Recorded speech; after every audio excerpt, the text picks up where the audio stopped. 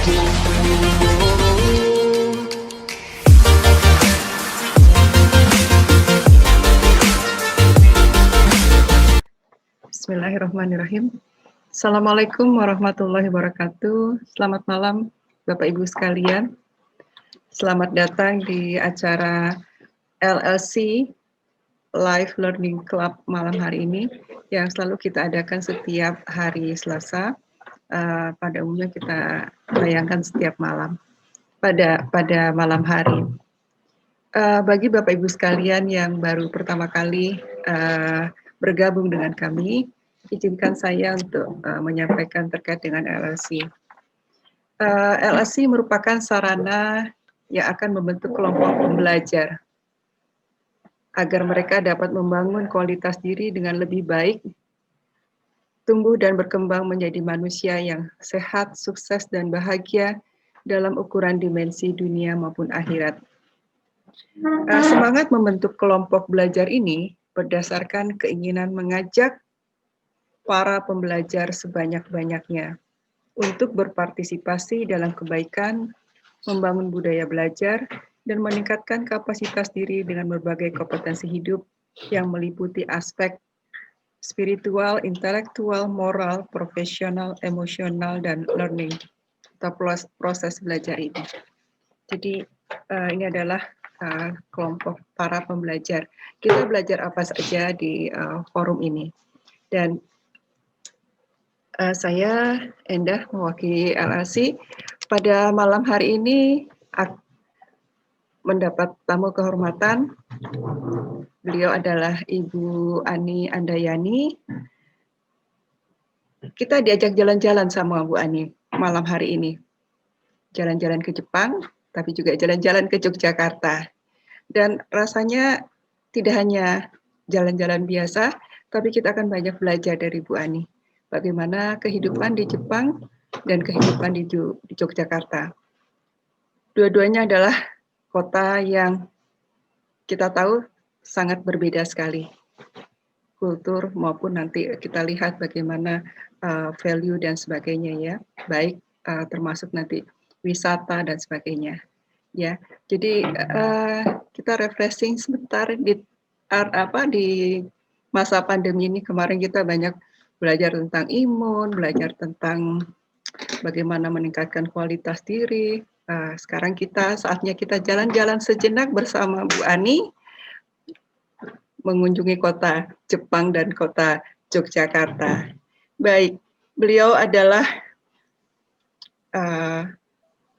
seorang saat ini Widya Iswara ya Bu ya? Enggak, saya pensiun Bu, tidak Widya Iswara. Sudah di rumah ya.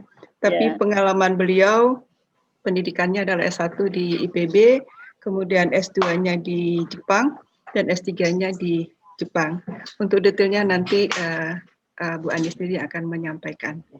Ya, Bapak Ibu sekalian, silakan mari kita menikmati tayangan beliau, pengalaman kehidupan di Jepang dan di Yogyakarta. Silakan Bu Ani. Ya, baik, terima kasih. Assalamualaikum warahmatullahi wabarakatuh. Waalaikumsalam warahmatullahi wabarakatuh. Terima kasih kepada Bu Enda dan tim LLC yang telah mengajak saya sebagai narasumber artinya dalam hari ini untuk sharing pengalaman. Kemudian mohon maaf kalau sekiranya saya ada yang nanti kurang berkenan, tidak pas dengan tema LLC dan sebagainya. Yang berikutnya, marilah senantiasa kita panjatkan puji syukur kehadirat Allah Subhanahu wa Ta'ala bahwa malam hari ini kita bisa berkumpul meskipun dalam bentuk virtual, tetapi saya senang teman-teman saya support dengan beberapa yang sudah tadi menyapa. Terima kasih kehadirannya. Kemudian bagi yang belum mengenalnya, saya memperkenalkan diri dan mungkin langsung saja tayang captionnya ya Bu Endah ya. Baik.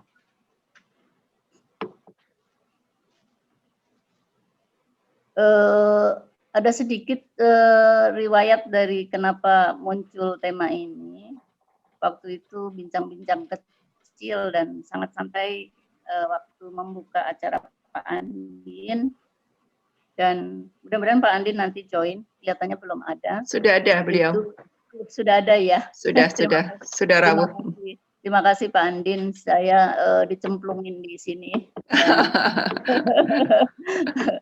Bu Enda sudah membantu banyak, ini terima kasih. Saya lahir di Cirebon, IPB Angkatan 14. Kalau ada teman-teman gengsi, Mas KI, Pak Degun, dan lain-lain. Kemudian S2 saya di Chiba University, S3 di Nihon University, dan di Kementan saya tahun 82 sampai 2018, lumayan 36 tahun. Pos saya yang terakhir di staf ahli bidang infrastruktur pertanian. Setelah pensiun, saya menetap di Yogyakarta, sudah menikah, anak 2, cucu 4, kira-kira demikian. Terus berikutnya, Bu Enda. Masih cantik sekali Eyang Utinya. Saya sudah 62 tahun ini, nanti tanggal pengalaman di Jepang, mungkin awal mulanya ya saya bekerja sebagai Widya Iswara, itu saya sebagai counterpart ekspor Jepang, hampir 15 tahun. Kemudian saya dikirim untuk vegetable seed production, waktu itu tahun 87. Jadi mohon maaf ini pengalamannya sudah tergolong usang, sudah agak tua gitu ya. Tahun 87 saya sudah di sana 11 bulan. Kemudian ada private course dibiayai oleh Kadin Jogja, itu di tahun 90. Kemudian yang continuously 92 sampai 98, 6 tahun diawali dengan intensive Japanese course. Dan setelah tahun 98, hampir setiap tahun ada kesempatan berkah dan hidayah dari Allah untuk saya berkesempatan untuk ke Jepang, baik yang dibiayai oleh society dari universitas alumni saya, maupun dari kantor Kementan. Untuk itu terima kasih kepada Kementan dan Japan Government. Ya, terima kasih. Terus Bu Enda, ini saya menemukan foto waktu saya kursus bahasa Jepang. Jadi kenapa dulu sedikit bercerita saya mengenai kenapa saya memilih pasca sarjana di Jepang. Sebenarnya saya diterima di Nederland, tapi pikir saya karena saya perawakannya kecil, kalau di Nederland nanti menjadi mini gitu ya. Jadi saya milih yang di Jepang aja. Kemudian kursus dulu 6 bulan, dan ini yang sangat menurut saya suffering ya. Jadi di negara yang tidak dengan tulisan Latin, itu bahasanya kanji, hiragana, katakana itu lumayan saya agak shock gitu. Tapi di kader di sana 6 bulan, Senin sampai Kamis itu belajar terus bahasa Jepang, setiap Jumat ujian. Bahkan ujiannya kadang-kadang suruh menulis sedapat mungkin kanji. Padahal kanji itu kalau dibaca sendirian berbeda apabila bergandeng dengan yang lainnya. Nah, itu yang saya repot. Biasanya yang pintar-pintar tuh Cina, Korea, yang mirip dengan orang Jepang. Jadi shock saya membuat suffering di sana, tetapi harus karena saya ada niatan saya harus bisa belajar. Kira-kira begitu. Terus Benda? Nah, saya mungkin kenapa ada pengalaman kehidupan di Jepang dan di Jogja, ada sedikit kesamaan dan perbedaannya. Kesamaannya ada kromoinggil, di sana juga ada. Perbedaannya banyak. Tapi beberapa teman mungkin bisa di Google dan sebagainya. Saya mungkin mau ingin share gitu ya, mulai dari saya pertama kali di Tsukuba University. Pada saat saya belajar bahasa Jepang, itu tidak di universitas di mana saya pasca sarjana, tetapi di universitas di mana intensif bahasa Jepangnya itu kelihatannya tergolong bagus, dan disitulah karena saya dapat beasiswa dari Jepang, pihak Jepang tuh benar-benar serius memberikan beasiswa dan menjadikan penerima beasiswanya itu harus bisa ngomong gitu, kira-kira begitu. Nah itu saya merasa kalah dengan orang Cina, Korea yang mirip dengan karakter mereka di Jepang. Tapi karena bercampur dengan dari Amerika Latin, dari Asia dan sebagainya, kita saling bertukar pengalaman. Tapi bertukar pengalamannya tidak boleh dengan bahasa Inggris atau bahasa ibunya, harus dengan bahasa Jepang. Di situ dikader suatu cara di mana dilarang untuk berbahasa selain bahasa Jepang. Jadi di kursus itu betul-betul dibuat terpaksa gitu ya. Saya kira itu yang membuat saya mungkin sampai hari ini, insya Allah saya kalau komunikasi dan lepas di Jepang tidak kesasar gitu, kira-kira Bu Enda. Ya. Terus Bu Enda. Nah, saya akan maaf sebelumnya dulu Bu Enda. Sebelumnya, ya saya di di saat di Tsukuba, belum yang berikut. Di saat di Tsukuba itu maaf yang maju bukan mundur. Terus next, ya yang tadi yang belum Bu. Mundur kalau gitu. Mundur satu, ya sip, berhenti dulu Bu. Nah itu pada saat di Tsukuba itu saya ada satu kelompok gitu yang cinta Indonesia, mereka menamakan Merah Putih, dan itu diketuai oleh seorang dokter ahli kulit dan kosmetik. Itu tempat belajar bahasa Jepang saya di hari Sabtu dan Minggu. Jadi kalau Senin sampai Jumat di Tsukuba University, Sabtu dan Minggunya saya bisa di sana karena mereka ingin belajar bahasa Indonesia. Jadi bertukar gitu ya, bertukar pengalaman. Berikut Bu. Nah, yang klaster berikutnya, terus Bu, next Bu. Yang klaster berikutnya, karena saya ke Jepang itu, suami saya di Tsukuba University, anak saya yang besar tuh SD, yang kecil itu TK, kemudian saya masuk ke master course.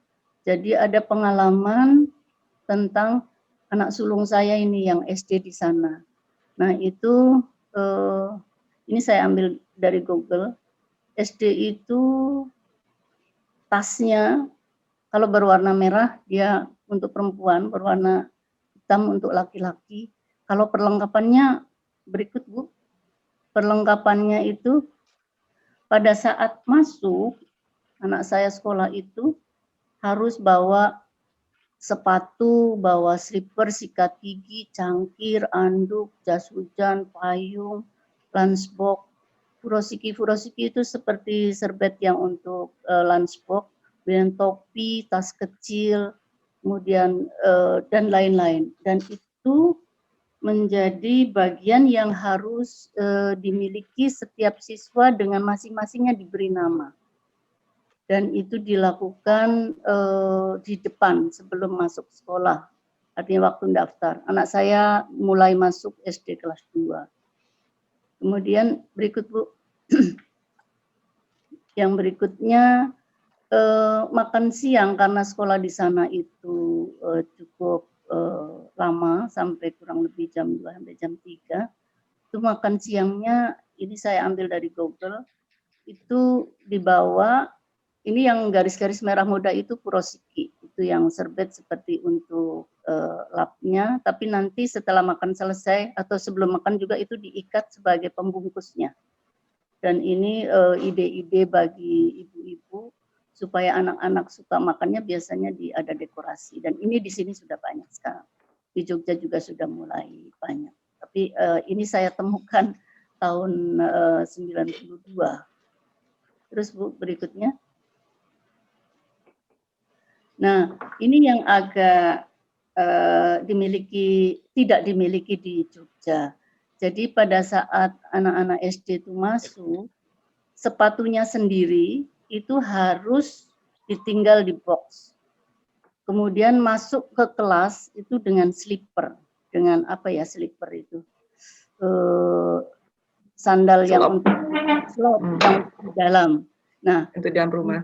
Ya, seperti ke rumah itu. Jadi ini suatu memberikan pelajaran bahwa higienis gitu ya, yang dari luar itu tetap ditahan di box-box itu. Jadi aneka sepatu dengan sumber-sumber dari beberapa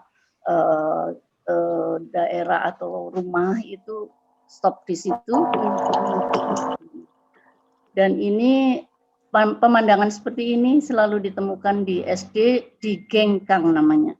Gengkang itu pintu masuk entrance. Nah, itu tas-tasnya itu sudah ada namanya setiap box itu.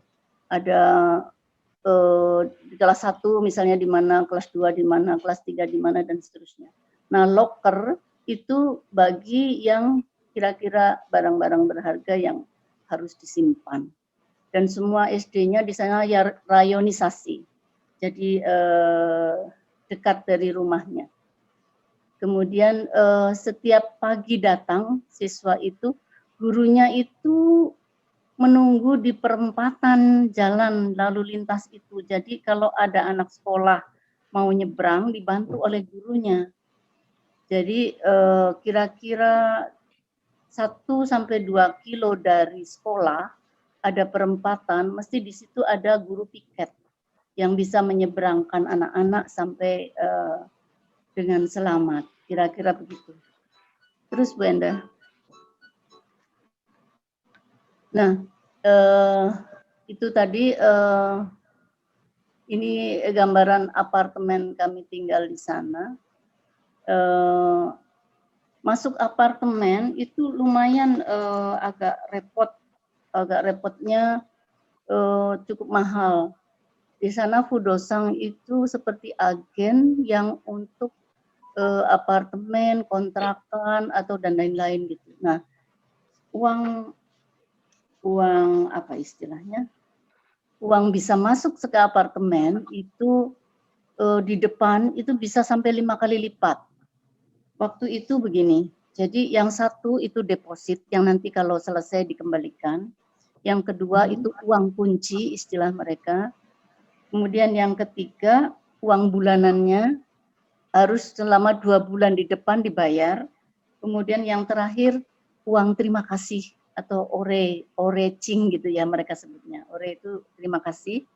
Jadi di depan kalau harga apartemen itu sewanya 150.000 yen waktu itu zaman saya itu harus bayar dulu 750.000. 2 bulan sudah di depan dan cukup mahal. Beasiswa saya waktu itu 360.000. Jadi hampir separuhnya untuk apartemen. Apartemen itu hanya mereka sebutnya ukurannya itu ada 2 Yongjo, Nijo dan seterusnya. Ijo itu dari tiker yang lipatan 2 itu kurang lebih ini. Nah, ini di pintu masuk di sana baik di rumah sendiri ataupun di rumah orang Jepang itu sama dengan di sekolah, itu sepatu itu tinggal di depan, masuk ke rumah dengan slipper. Tapi untuk orang lain yang sebelah kiri, itu menghadapnya ke orang yang datang. Kemudian kita pulang, itu sepatunya sudah menghadap ke arah pulang, sudah dilakukan oleh ibu rumah tangga atau ibu rumahnya. Jadi saya pernah terkesan di rumahnya Ibu Bungaran Saragi waktu itu kan istrinya orang Jepang ya. Itu menghadap masuk ke rumah itu sepatu kita baliknya sudah siap untuk menghadap keluar gitu. Kira-kira itu adat istiadat di sana, kebiasaan di sana. Berikut Bu. Next Bu Enda. Nah, ini disebut noreng atau tirai pembatas ruangan. Karena rumah di sana rata-rata kecil, itu pembatas ruangan kadang-kadang hanya dengan noreng gini, tirai pembatas. Banyak juga rumah makan yang menggunakan noreng sebagai pembatas ruangan. Dan ini bisa bisa ditiru kalau suka lah. Ini kebetulan yang ada di rumah saya. Terus Bu. Nah, setelah di apartemen, itu apartemen seperti itu, tapi di apartemen saya boleh bercerita dulu ya, bahwa gas itu sudah, apa istilahnya, sudah otomatis, sudah sentral. Listrik juga begitu, telepon juga begitu. Tapi tidak punya tempat parkir. Bayar parkir itu per bulan sampai 15.000 yen. 15.000 itu kalau dikalikan 14 ya lumayan berapa juta gitu ya dalam 1 bulan. Jadi kami tidak pernah parkir di rumah karena ruang parkir lumayan mahal. Saya kira kita lanjut ke klaster pada saat saya master degree. Itu ijazah saya seperti itu Bapak Ibu. Jadi saya mungkin ingin berbagi di sini pada saat mungkin putra-putrinya atau ada di antaranya yang masih berminat ke sana. Itu sebelum bisa diterima di sana harus ada suatu ujian seleksi di mana mempunyai karakter apa proposal saudara, apa penelitian saudara. Nah, itu baru ketemu advisernya. Nah, advisernya kemudian baru seperti wawancara gitu. Kalau cocok dia oke, kalau tidak tidak bisa. Nah, kalau sudah dapat baru bisa enroll, baru bisa mendaftar. Pada saat saya daftar, saya inginnya untuk rekayasa genetika semangka, tapi profesor saya menyarankan untuk tomat. Daripada saya nggak sekolah, saya lebih baik ikut jadi tomat aja. Jadi saya lebih manut gitu ya.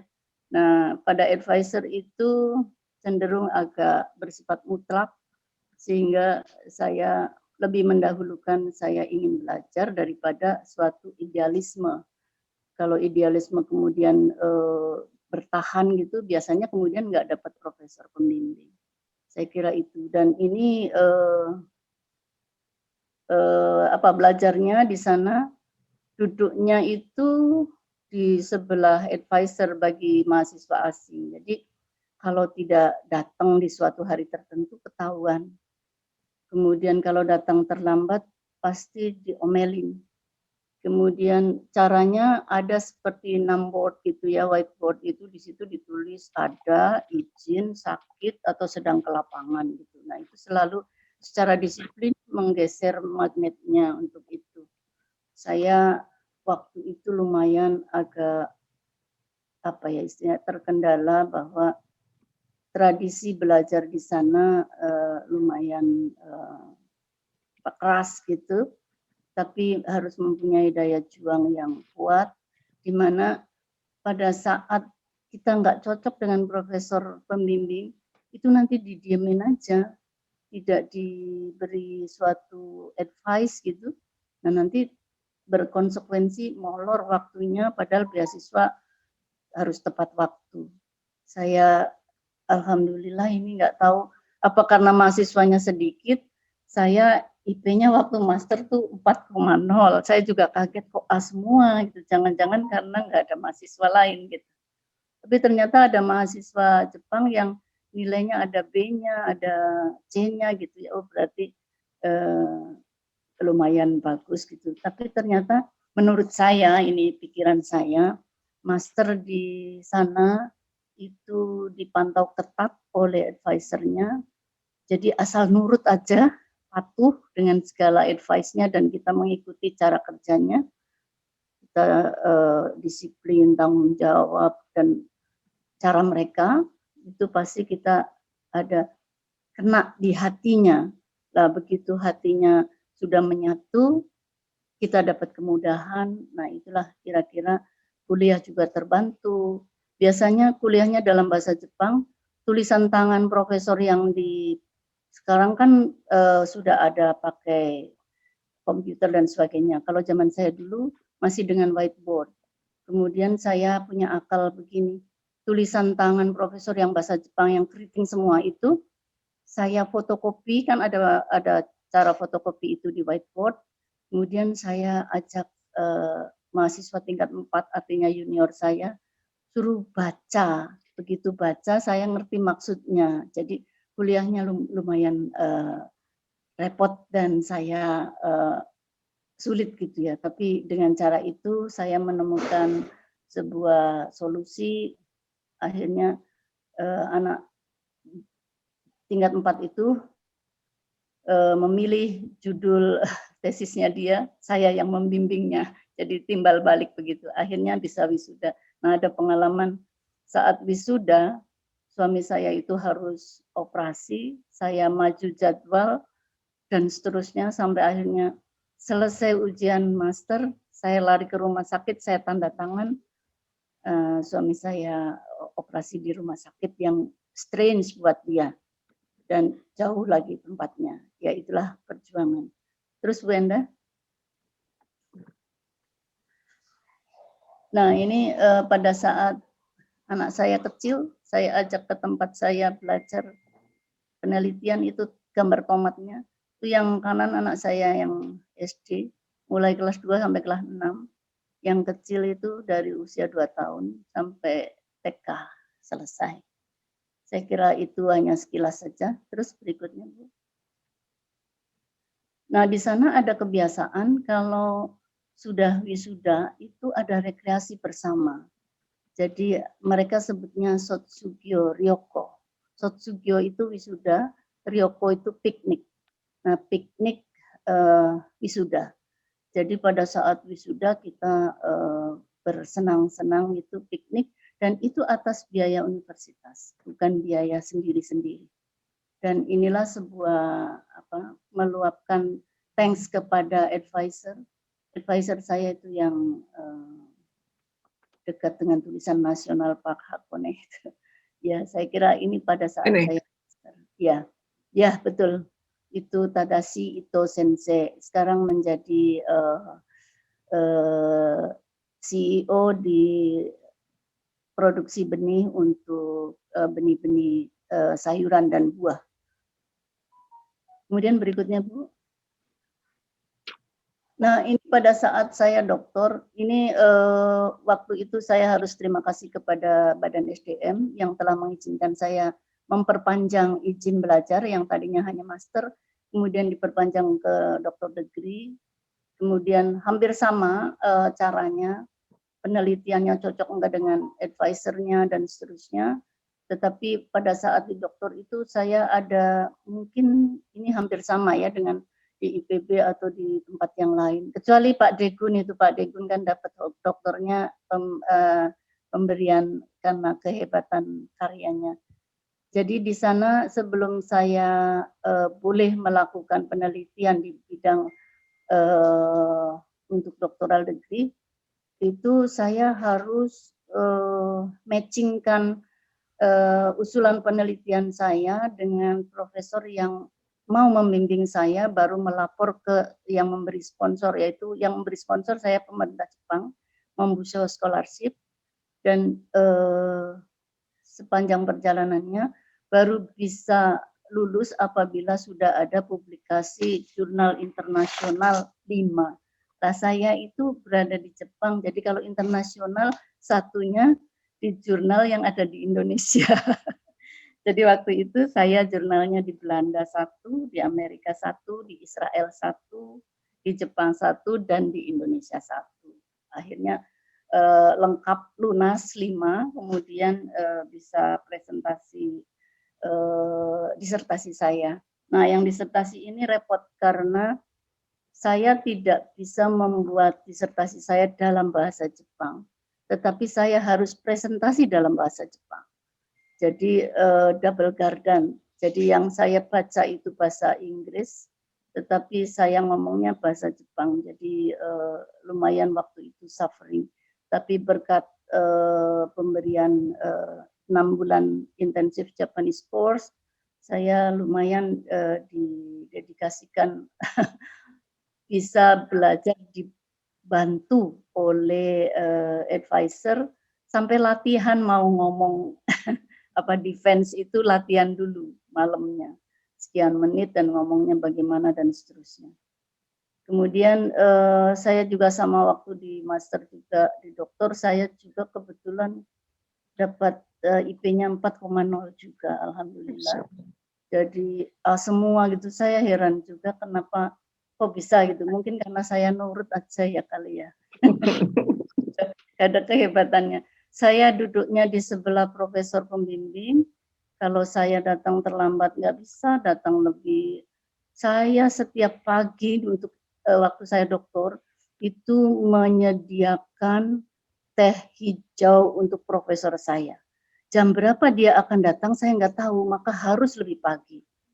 Jam berapapun datangnya beliau, saya tidak bisa tanya. Sehingga saya harus lebih pagi.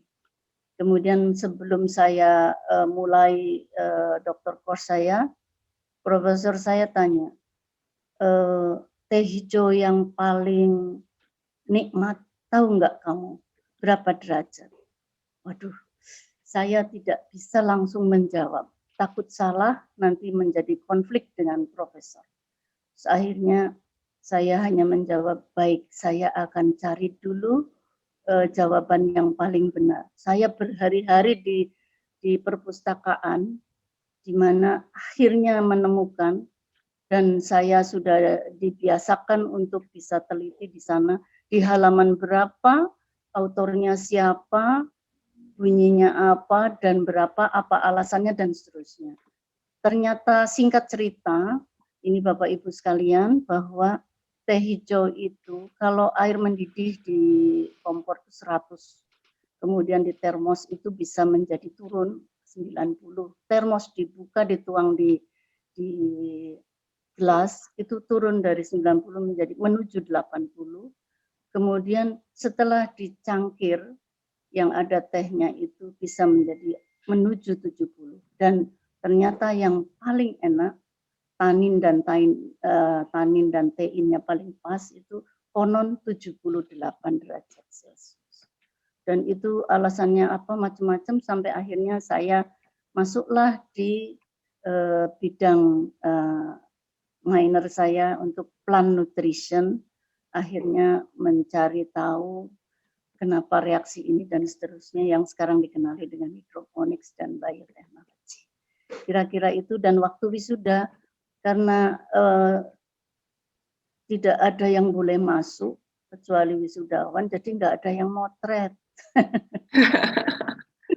Jadi wisuda itu kenangannya biasa aja. Terus ada gambarnya Bu Endah. Terus, nah ini waktu saya kuliah tuh yang paling kiri, memang saya agak sedikit kurus Bu Endah. Kemudian ini salah satu presentasi saya tesis saya di bidang tomat, jadi 6 tahun S2 S3 saya hanya ngurusi tomat.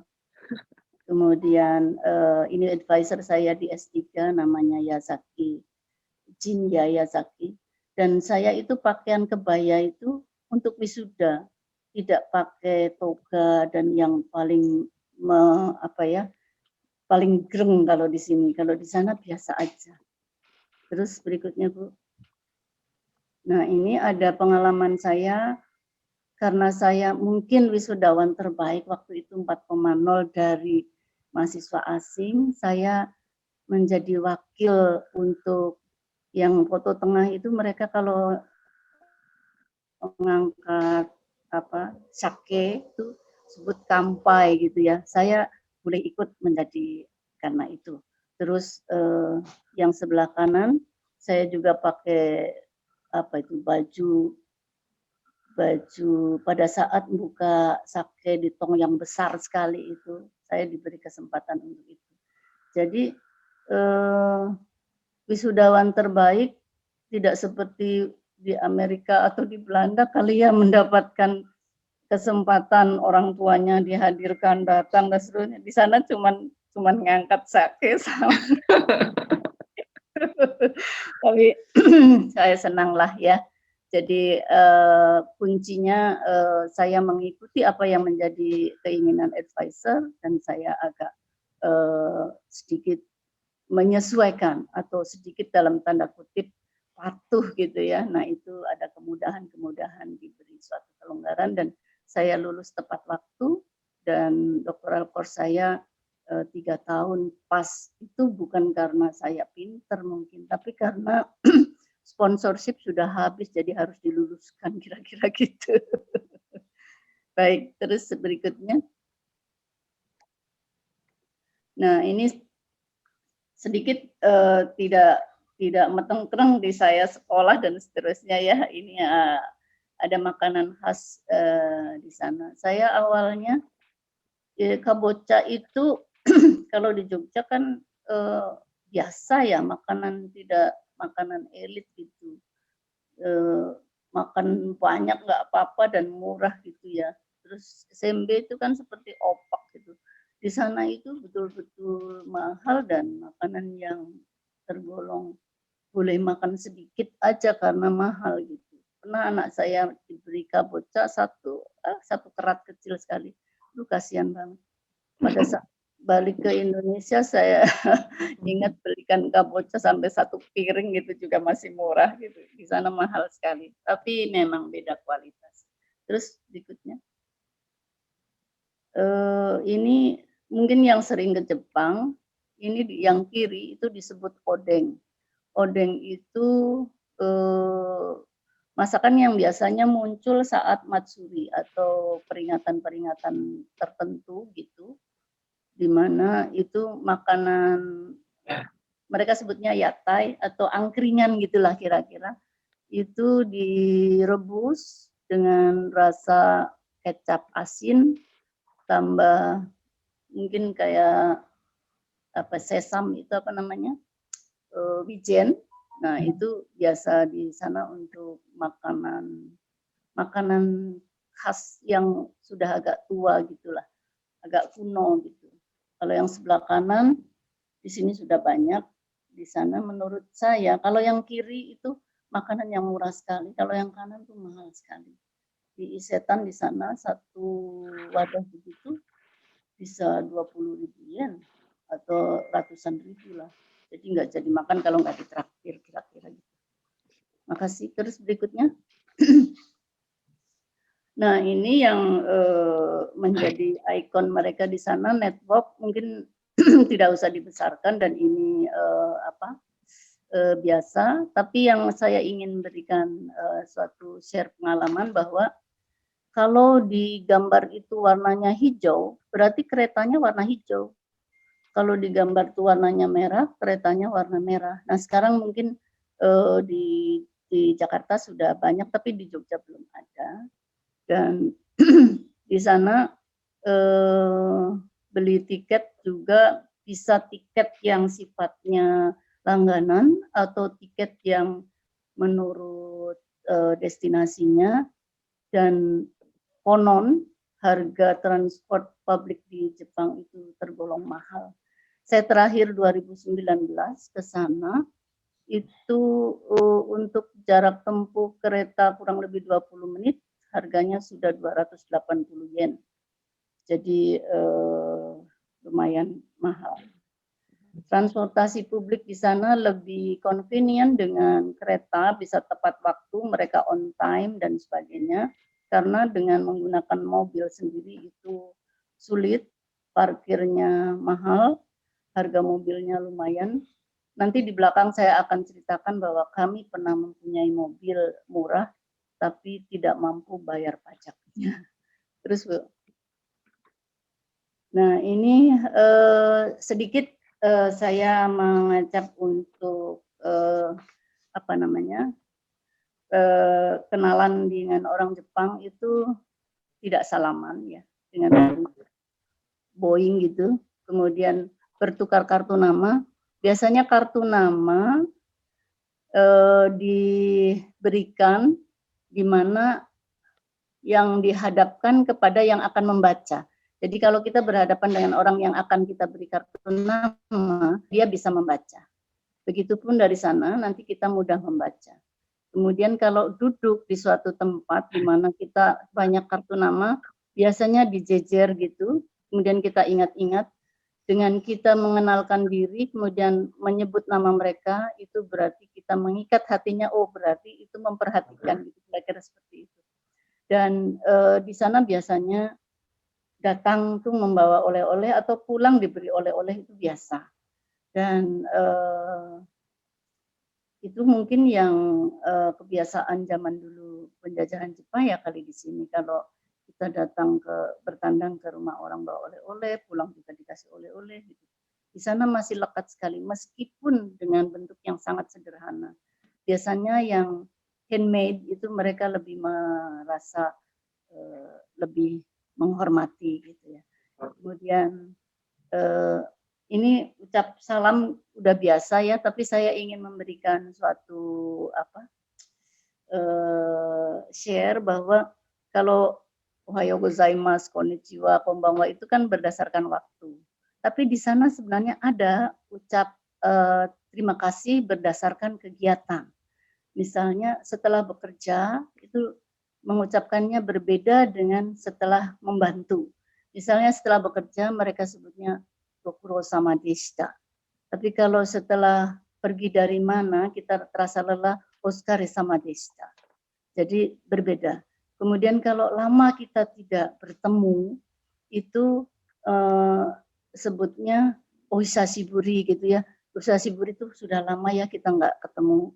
Ada yang lain lagi, tidak bertemu dan tidak saling kirim kabar. Itu ada juga kata-katanya, gobusataita orimas. Nanti nggak usah bisa mengucapkan itu, tetapi saya hanya ingin bahwa ucap salam kepada orang Jepang itu bisa berbeda sesuai waktu, sesuai kegiatan, bahkan untuk menghargai sesuatu yang merupakan kehormatan, menghormati, itu dinilai kalau kita menggunakan kata itu, oh berarti orang ini telah menyelami budaya mereka gitu ya. Jadi kalau papasan di jalan atau di sebelah rumah dan sebagainya itu biasanya kadang-kadang ngomong kosong gitu ya. Wah, cuacanya bagus nih ya gitu. Kemudian ini agak panas nih ya dan sebenarnya nggak ada, itu cuman hanya bahwa supaya tidak dikesankan sombong. Nah, itu mirip dengan di sini dengan orang Jawa yang ada basa-basinya, bolehlah basa-basi dibilang gitu. Nah, di sesuai usia juga ada di sana, ada kalau membungkuk, kalau membungkuknya makin dalam dan semakin lama biasanya untuk yang kita hormati lebih senior. Kalau sama teman ya kadang-kadang tidak membungkuk, cuman asal seperti membungkukkan kepalanya saja. Terus kromo juga ada penggunaannya untuk orang-orang tertentu. Jadi apabila kita bergaul dengan orang Jepang di mana menggunakan ucap salam atau tanda terima kasih, sudah mengetahui dari waktunya, kegiatannya, sesuai usianya, itu mereka akan kena hatinya gitu. Biasanya terus bersahabat. Saya juga sudah punya sahabat di Jepang, kalau saya ke sana, sampai boleh menginap di rumahnya dan saya diberi kunci masuk sendiri, keluar masuk sendiri. Jadi sangat sehati gitu kira-kira begitu. Terus berikut Ibu. Nah, saya pernah homestay di petani di Jepang pada saat saya kursus JICA. Nah, di sana itu ada hal yang menarik yang mungkin di sini tidak ada, yaitu kalau ofuro, kalau yang lain biasa rumah petani, kegiatan petani. Onshitsu Saibai itu mereka kerja di greenhouse, waktu itu untuk seed production saya milih di situ. Kemudian kotatsu itu untuk pemanas pada saat musim dingin. Kalau asagohang, hirugohang, bangohang itu sarapan, makan siang, makan malam. Nah, yang agak menarik di ofuro. Ofuro itu mandi, mereka itu mandi hanya malam hari. Paginya sikat gigi dan cuci muka. Mandi itu kalau dalam anggota keluarga, itu yang duluan harus bapak. Jadi kalau bapaknya belum mandi, yang lain menunggu. Dan disitulah suatu kebersamaan sehingga anggota keluarga akan cepat berkumpul supaya ayahnya mandi duluan, kemudian yang lain bisa mandi berikutnya. Kira-kira waktu itu di Nagano, dan homestay di Nagano, Otosang Okasang yang saya tempati, beliau berdua sampai sudah pernah tinggal di rumah saya di Jogja karena sudah sehati gitu ya, sudah mengena. Jadi tapi saya bilang saya di Yogyakarta, terus dia turun, Anisang, saya sudah di Jakarta, tolong jemput. Waduh, saya jemput ke Jakarta, saya terbang dulu 1 jam. Ternyata buat mereka Yogyakarta dan Jakarta tidak paham, karena dari petani ya, kemudian nanti ada pengalaman begitu. Tunggu kalau gitu kira-kira 3 jam berikut baru ketemu. Kasihan dia nunggu di sana. Waktu itu masih bukan bandara yang sekarang yang besar, yang kecil masih ya. Terima kasih. Terus berikut Bu Enda. Ini yang lain-lain mungkin klasternya saya agak sulit, tapi mata uang sudah tahu ya. Kemudian ada satu yang ingin saya sampaikan di sini perihal lalu lintas. Lalu lintas itu saya ada SIM Jepang di sana. SIM Jepang saya itu berwarna biru. Kalau yang asli yang itu gold. Kalau gold itu belum pernah ada pelanggaran. Kalau saya biru sudah pernah ada pelanggaran. Saya melanggar illegal parking. Jadi kalau melanggar lalu lintas itu saya sudah ganti 1 kali, 5 tahun sekali ganti SIM. Itu dilubangin di satu sisi. Jadi kalau sisi 4 itu sudah berlubang, tidak boleh menyetir selamanya. Bagi orang Jepang juga begitu. Tapi karena saya ada transfer dari SIM Indonesia ke Jepang, itu hanya bayar biaya SIM kurang lebih 4.000. Tapi kalau kursus di sana, kursus menyetir, itu sampai 300.000 yen, hampir 20 juta. Kemudian kalau kena tilang, saya pernah di illegal parking itu, saya sedang ngambil vending machine minum di jalan. Saya parkir, kemudian salah di situ. Saya berapa menit sih ngambil minuman di vending machine itu ya. Itu polisi sudah ngalungin ban mobil saya untuk tidak bisa jalan, dan saya diberi surat tilang dan suruh bayar ATM. Struk ATM kembali lagi ke kantor polisi. Kalau tidak dibayar, mobilnya diderek menuju kantor polisi sesuai dengan nomornya. Jadi masuk ATM, bayar, kemudian struknya kembali ke polisi, dan nanti dibuka, kemudian baru jalan.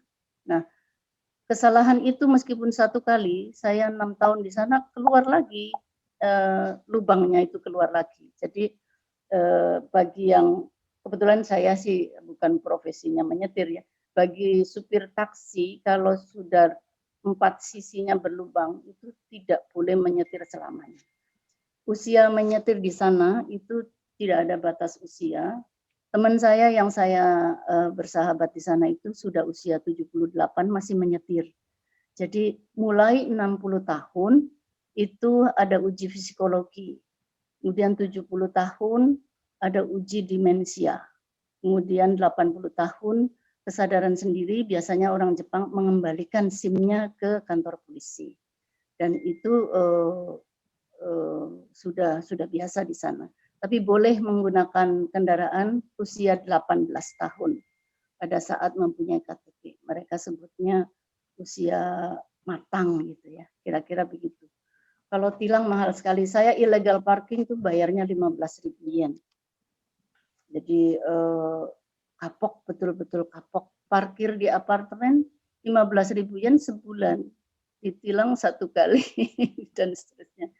Kalau karcis kereta dan bus kota saya kira hampir sama dengan di Jakarta. Kalau di Jogja belum punya. Terus berikut Bu Enda. Nah sekarang tadi cerita, nanti monggo kalau ada yang mau bertanya ataupun ingin pendalaman, barangkali ada yang mempunyai pengalaman yang sama. Saya pengalaman itu hanya semata-mata pengalaman yang saya alami dan sudah usang. Mungkin yang sekarang sudah agak berbeda. Nah sekarang kita pergi ke Jogja sebentar, kata Bu Enda, traveling ke Jogja. Tapi saya tidak akan bercerita Jogja secara komprehensif, tapi saya ingin memberitahu hal yang terbaru di Jogja. Ada Jogja International Airport, kemudian ada stasiun, dan Malioboro itu sekarang tidak boleh ada kendaraan bermotor. Kemudian Tugu Jogja sedang direnovasi, tidak boleh dari semua arah masuk ke Tugu. Kemudian kuliner biasa kalau yang sering ke Jogja. Destinasi wisata baru dan lain-lain. Kita pergi ke Jogjanya dengan gambar. Saya kira Bu Enda silakan Bu.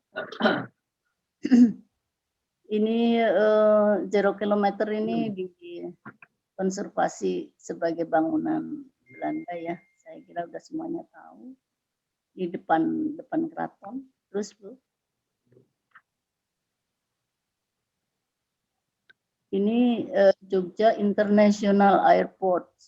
Sudah bagus. Yang Pak Degu mungkin sudah jalan melewati sana berkali-kali ini. Terus ini Tugu sekarang sedang tidak boleh katanya diperbaiki. Terus ada pojok beteng yang bagian utara timur itu diperbaharui. Ini wajahnya penampakannya seperti itu, lumayan lebih bagus. Pojok beteng dari segala arah. Kalau yang barat selatan sekarang ditutup, jalannya tidak masuk ke Kadipaten itu, jadi harus muter. Terus yang berikut. Pasar Beringharjo. Orang Pasar Beringharjo biasanya yang dikangeni itu loh, yang kanan. Pecel kembang turi. Nah, pecel kembang turi dan lain-lain itu. Sekarang dengan protokol COVID mereka masih ada. Terus, nah ini kurang tahu mungkin dibantu oleh Degun ya. Waktu tanggal 3 sampai tanggal 15 itu ada uji coba Malioboro sebagai pedestrian. Yang boleh masuk itu hanya Jogja, Trans Jogja, yang lainnya dokar, sepeda, dan becak atau jalan kaki malah bisa. Ini kira-kira wajahnya sekarang begitu. Terus ini jadi yang biasa jualan di depan-depan sini enggak ada nih? Yang di sebelah kanan, ini yang kanan sini Bu. Yang kanan ini sebelah kiri. Jadi sekarang diizinkan yang menuju ke Gedung Agung sana itu dari Jalan Garuda itu sebelah kiri ke arah sana semua. Nanti yang dari Gedung Agung ke Jalan ke Garuda yang sebelah kiri semua. Oh my God. Kira-kira begitu. Jadi sudah mulai tertib. Kemudian pintu-pintu untuk parkir yang sulit ya, jadi jalan-jalan di sebelah kiri kanannya itu yang menjadi sasaran parkir. Di Malioboro Mall saya kurang tahu kalau parkirnya gimana. Saya waktu itu parkirnya di Toko Progo terus jalan kaki menuju ke Malioboro. Terus berikutnya, nah ini kemarin ada teman yang di bakmi Jawa biasanya di Mbah Kito, terus yang ini gudeg Sagan itu agak modern sedikit. Iya, gudeg Sagan kalau malam ada live musiknya. Kalau di Mbah Kito sebaiknya siap antri sekitar 15 porsi baru masih menunggu gitu kira-kira. Terus berikutnya Bu. Nah ini bakminya Mbah Kito. Ya. Ini bukan saya dapat sponsor dari sana karena baru saja kira-kira seminggu yang lalu dengan teman-teman dari IPB ke sana ada nganter tamu gitu. Ya lumayan lah ada protokol COVID-nya, tapi tetap aja rame dan saya juga alhamdulillah lah ini bisa menikmati di sana. Terus, nah ini mungkin yang Bu Enda sudah pernah ke SKPC dan seterusnya. Kalau yang kanan itu yang kopi klotok ya. Ah ya. Rumahnya Degun itu. Situ. Pedasnya enak ini. Pisang goreng. Nah, yang terus berikutnya ya wisata barunya ini yang kiri itu Heha Sky View, itu di arah jalan menuju ke Gunung Kidul ya. Itu lumayan, di situ bisa melihat apa istilahnya, Jogja dari atas gitu. Kemudian yang kanan tuh hutan mangrove di Kulon Progo. Jadi ada wisata-wisata baru yang diciptakan oleh mereka, tapi rata-rata ini mohon maaf ya, kadang-kadang instagramable ya, setelah sampai sana kok biasa aja gitu. Terus ada berikutnya, nah ini Cemoro Sewu, Kutai, tapi sudah adalah ya aturan untuk cuci tangan dan seterusnya. Ini saya ke sana itu pagi hari karena jadi belum ada orang. Begitu orang pada datang saya pulang. Itu kira-kira. Terus nah ini tebing breksi yang ke arah Prambanan dekat dari situ. Jadi sebenarnya ini mungkin batu yang dibuat suatu apa namanya ornamen begitu ya, dengan banyak di sana spot-spot untuk foto dan seterusnya. Terus, nah ini yang agak saya belum pernah mencobanya, tetapi ada layanan sepeda ontel gitu dengan aplikasi di situ free, tidak bayar. Ada, kalau ada yang pernah, mohon bisa membantu untuk menjelaskan. Tetapi buat orang asing yang biasa main gadget itu mudah sekali. Konon ini bisa dipinjam, dan ini di depan pedestrian Malioboro itu sudah banyak. Saya kira itu wisata di Jogjanya, dan ada beberapa hal yang harus dielaborasi sama-sama teman-teman, dan mungkin saya ingin memberikan suatu bayangan bahwa Kyoto dan Jogja itu sinmaitosi, istilahnya sister ya. Jadi Yogyakarta dengan Kyoto. Kyoto juga last capital, Jogja juga last capital, dan itu ada, mereka sebutnya sinmaitosi atau sister city. Jadi kalau beberapa budaya atau kebiasaannya ada mirip-mirip gitu, mungkin ada juga yang mirip. Terima kasih. Saya mohon maaf kalau ada yang bisa saya bantu untuk dijelaskan kembali, silahkan. Terima kasih Bu Enda, saya akhiri dulu. Assalamualaikum warahmatullahi wabarakatuh. Waalaikumsalam warahmatullahi wabarakatuh. Ini foto apa nih Bu? Oh iya, saya lupa ya. Ini pada saat anak saya TK selesai mau pamitan pulang, itu guru-guru TK-nya. Kemudian yang mendapat bunga itu orang asing semua itu. Dari Korea, dari Cina, dari Thailand. Yang anak-anaknya selesai dari kindergarten, dari TK. Jadi waktu itu anak saya TK di sana dari usia 2 tahun sampai 6 tahun. Lumayan, tapi dia lupa bahasa Jepang. Kalau yang SD masih ingat. Yang SD dari kelas 2 sampai kelas 6. Ya. Terima kasih atas sharing bersama mengenai ini. Mudah-mudahan meskipun muatannya tidak bagus, tapi share pengalaman saja. Ya. Baik. Terima kasih Bu Ani. Terima kasih sama-sama Bu. Ya, saya cukup ketika Ibu cerita tadi ambil S2, S3 begitu keras ya ini kondisinya, baik dari segi bahasa, kemudian ya ada budaya-budaya di mereka gitu ya, dengan para dosen-dosen ini. Demikian ini ya, feodal juga ya Bu ya. Iya, betul. Kurang sama, Jogja juga agak feodal juga ya Bu. Saya ambil S2 di manajemen rumah sakit di UGM. Iya. FK di Undip. Itu sudah beda. Dosen-dosennya sudah beda, lebih feodal Yogyakarta. Ternyata Jepang jauh lebih feodal ya. Lebih feodal, Bu. Saya tuh sampai disiksa. Ada teman saya, ada teman saya begitu saya wisuda S3, teman saya memberi selamatnya begini. Selamat, kamu sudah tidak membuat teh hijau lagi buat profesor. Demikian feodalnya. Ya, tapi luar biasa Bu Ani bisa tepat waktu.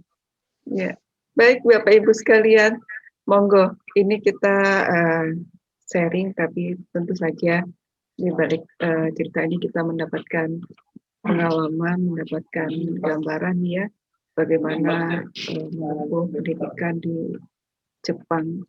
Ya, sangat berbeda sekali dengan di Indonesia tentunya.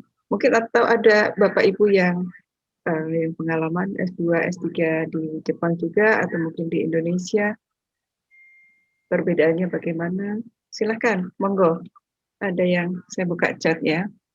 Maaf tadi saya karena ini. Ya. Ini Bu Hestin dari Venezuela, kemudian alhamdulillah. Ya. Dari Pak Andeni. Bu Hesti, terima kasih dari Venezuela bisa hadir. Iya. Oh, beliau tidak di Indonesia ya? Bu Hesti itu istri dubes Venezuela, Bu Enda. Masya Allah. Iya, itu. Saya staf Bu Ani. Kebetulan waktu itu di Kementerian Pertanian. Matur nuwun Ibu semangatnya. Saya mencoba untuk bisa berpartisipasi di bidang pertanian. Nanti saya coba Ibu. Matur nuwun Bu Hesti. Salam semuanya. Nuwun. Mendampingi Mbak Ibu Indah, terima kasih. Sama-sama Bu Hesti. Nih nanti kapan-kapan kita jalan-jalan ke Venezuela. Monggo, insya Allah 2 musim dan kelihatannya banyak komoditas yang bisa kami sharing nanti kebetulan karena kami baru datang. Mudah-mudahan nanti kalau ada kesempatan kami akan share informasi yang mungkin bisa kita jadikan bahan-bahan untuk referensi. Matur nuwun. Sami-sami Bu Hesti. Ya, juga dari saya baca pertanyaan Pak Andi ini dari chat tentang budaya antri. Kalau budaya antri itu sangat kuat di sana. Saya pernah mengalami sebuah kondisi ya. Saya bercerita sedikit. Saya tinggal di TBIC, Tsukuba International Training Center milik JICA. Dan di sana ada dining hall. Kemudian seorang direkturnya itu ikut antri makan itu. Pada saat antrian saya di depan direktur ini antriannya, saya mempersilahkan, kalau bahasa Jawanya kan, monggo, gitu kan, sampai dia bilang, oh tidak, kami antri sesuai antriannya. Itu satu. Yang kedua, begitu saya mau ngambil sayur, sayurnya habis. Aduh, saya deg-degan. Itu kan direktur yang saya tinggal di situ. Akhirnya saya pura-pura tidak ngambil sayur. Padahal mangkok saya sudah dibagi. Si direktur tadi, ambil sayurmu. Jangan kemudian mempersilahkan untuk saya, katanya gitu. Saya antri setelahmu. Jadi sayur itu harus untuk kamu gitu. Jadi begitu menghargai dan apa istilahnya seorang direktur di situ yang mempunyai TBIC. Jadi saya malu, kemudian saya hormat gitu. Jadi kalau akhirnya dengan secara tidak langsung direktur itu memberikan pelajaran pada saya bahwa you harus antri, kalau makanan habis ya harus terima. Saya juga mengalami seperti itu gitu kira-kira. Jadi itu yang di hall dining room. Kalau tiap pagi di stasiun itu antrian kereta api itu sudah berjajar 3. Dan itu pasti tidak buat 4, tidak buat 5, pasti 3 berbaris ke belakang. Itu dan pasti rajin tuh kemudian begitu buka pintu kereta terbuka, itu orang minggir semua ke pinggir, orang keluar dulu, kemudian baru tertib masuk. Mungkin ini sering di medsos yang antara kereta di India dengan kereta di Jepang, itu antri di sana sangat kuat, dan itu saya mengalami sendiri, lari-lari untuk antri gitu juga bisa terjadi demikian. Saya kira budaya antri seperti penjelasan Pak Andin kemarin juga itu merupakan suatu apa ya istilahnya tatanan yang buat mereka sudah dari kecil. Jadi pada saat anak saya di TK itu kalau masuknya belakangan ya harus antri.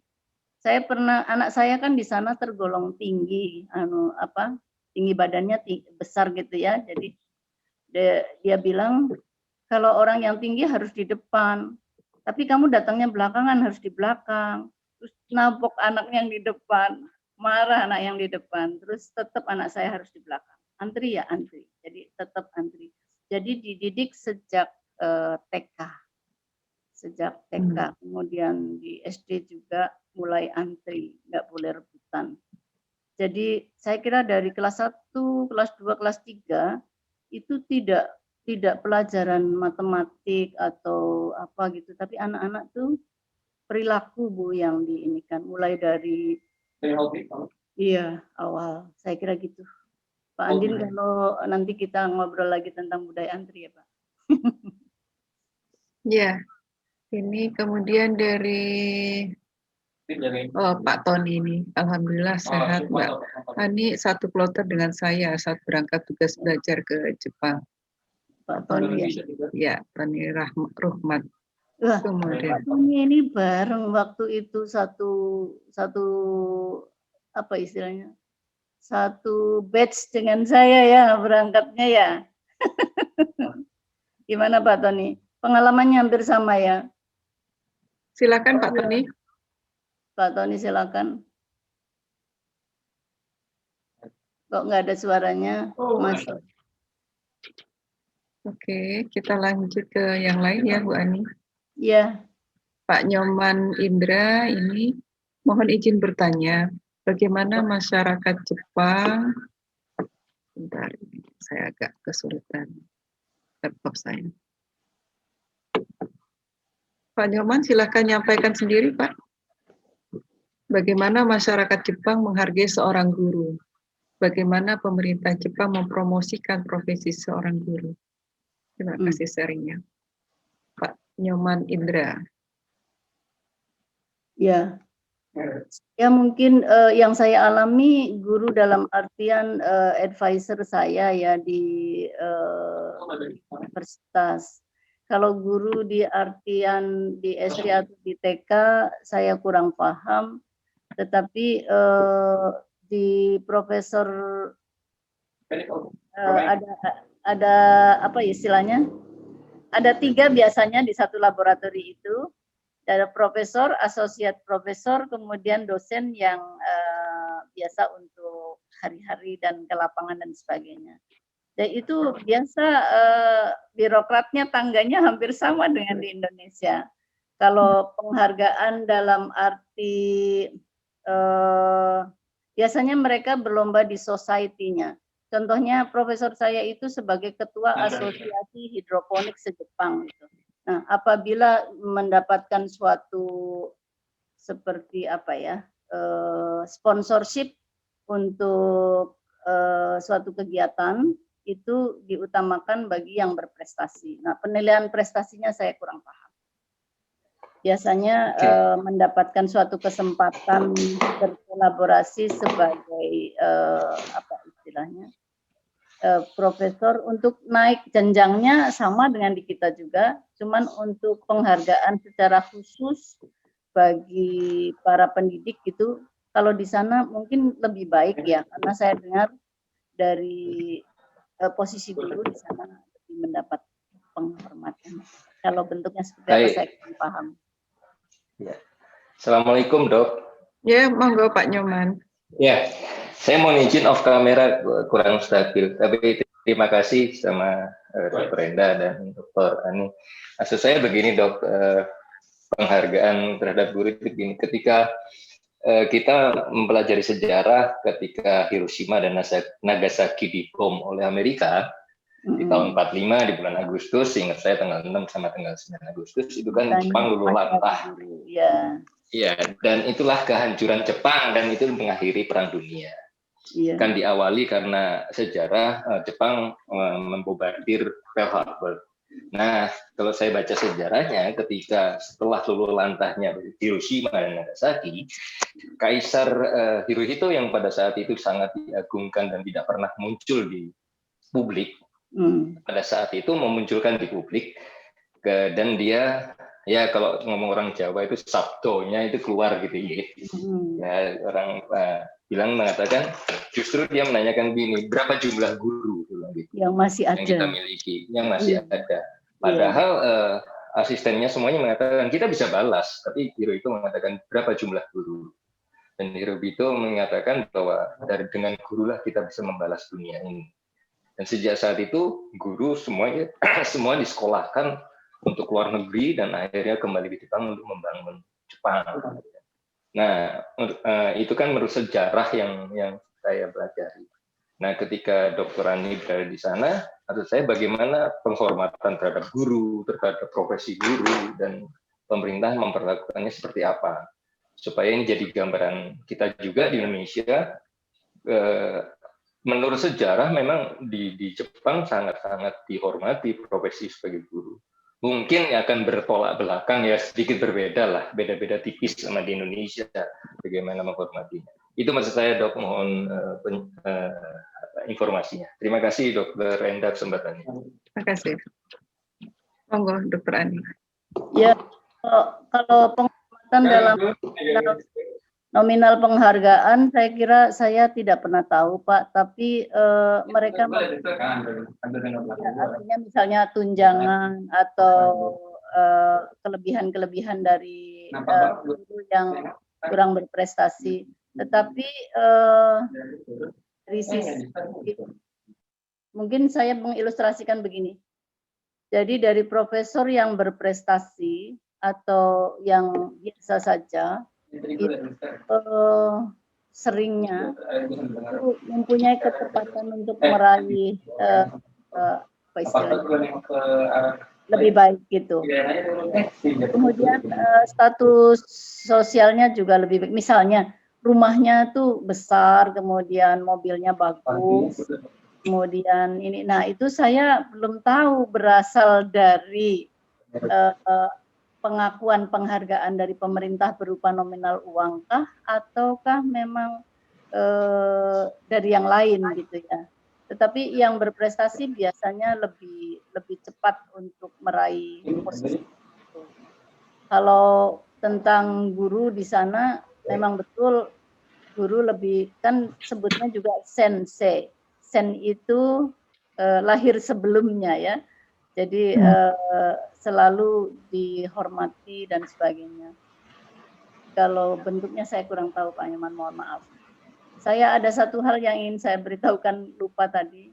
Itu para profesor dengan mahasiswa itu biasanya usai selesai kuliah atau kegiatan di lapangan penelitian itu, sebelum pulang mereka tuh kumpul di satu tempat ya Pak Tony ya. Kemudian biasa ngobrol-ngobrol, minum-minum bir. Nah, saya tidak pernah bisa minum bir kan, jadi selalu satu botol disediakan orange juice, gitu. Terus biasa ngobrol. Gitu. Nah, itu katanya konon kebiasaan minum sebelum pulang itu menjadi bagian dari kerja menurut kebiasaan. Jadi kalau kita naik kereta malam biasanya bau-bau alkohol. Gitu ya Pak Tony ya kira-kira ya. Saya belum bisa menjawab yang bentuk penghargaannya apa untuk diri saya. Baik, terima kasih Bu Ani. Ini dari Bu Anggreni. Bu Ani, terima kasih sharing. Saya sempat di Jepang waktu itu ke Osaka, Kyoto, dan Tokyo. Kesan saya orang Jepang sangat helpful, ramah. Hanya saya melihat Jepang cocok untuk orang-orang muda. Kalau sudah tua, kurang cocok karena kehidupan keras. Kita dituntut banyak berjalan. Betul. Ya, di sana nggak ada portir, nggak ada jasa gendong, bawa barang gitu ya. Jadi semuanya sendiri, kemudian antara spot satu dengan yang lainnya juga harus jalan. Waktu itu Mbak Eni bareng saya pernah ke Jepang juga, itu ada juga teman Bu Mardia ya dari Horti juga. Karena saya mungkin agak terbiasa jalan lama dan banyak dan naik turun tangga itu hampir gempor kalau di sana itu memang betul, tapi untuk orang muda masih gesit lari-lari di tangga itu biasa. Dan itu pemandangan seperti itu biasa ditemukan itu. Biasanya kejar kereta dan sebagainya itu lari di tangga dan ya benar Mbak Eni kayak gitu. Tapi kalau orang tua ya memang tidak usah kejar-kejar itu karena di sana ya, keretanya juga hampir semenit sekali ada datang lagi. Tidak harus menunggu hari berikutnya, gitu Mbak Eni. Oke, Pak Tony sudah saya. Oh iya. Monggo kalau mau sharing. Baik, terima kasih. Assalamualaikum warahmatullahi wabarakatuh. Waalaikumsalam warahmatullahi wabarakatuh. Terima kasih. Tadi saya lama sekali tidak bertemu dengan Mbak Ani nih. Ya, ketemu dulu di kita Zoom, sama-sama berangkat dalam kondisi kurus ya Mbak Ani ya. Alhamdulillah kita sama-sama selesai S2 S3. Terus saya sejak selesai kuliah kan berpindah ke Kementerian Kelautan, jadi tidak pernah bertemu lagi.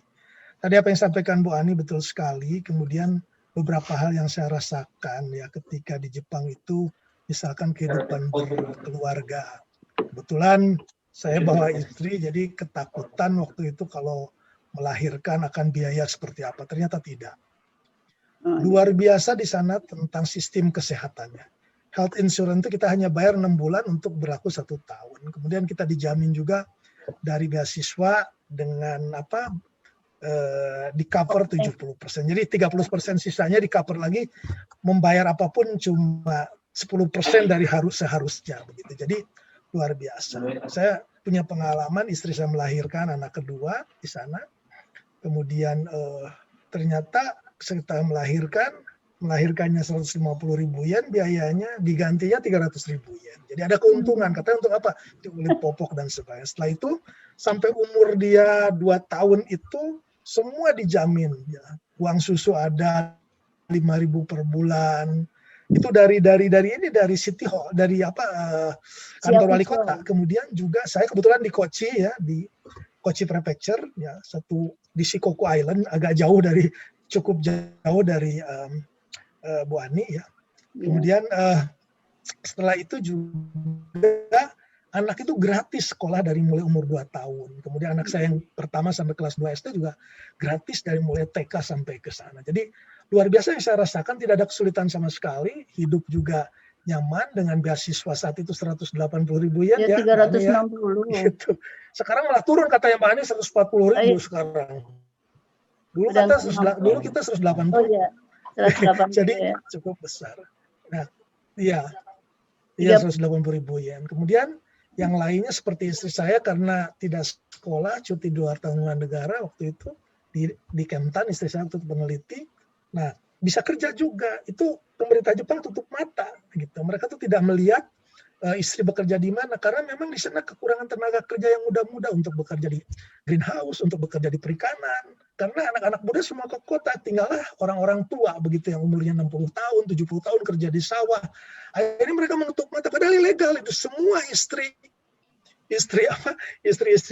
mahasiswa asing itu yang bekerja itu ilegal, tidak ada yang izin gitu. Tapi memang tutup mata, memang dibiarkan seperti itu. Nah, jadi itu yang menariknya di situ. Kemudian bagian sekolah, alhamdulillah ketika saya masuk tadi seperti Mbak Ani sampaikan, S3 saya menjadi teaching assistant, research assistant, itu pun profesor memberikan gaji ke kita gitu bulanannya.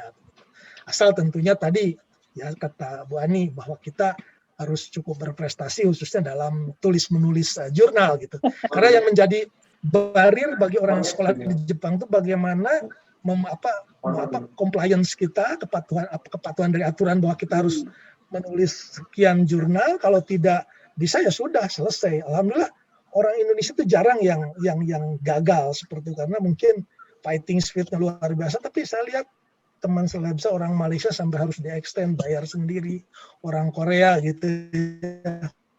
Biasanya Jadi yang ini nggak yang patuh. memang menjadi barrier ketika kita sekolah.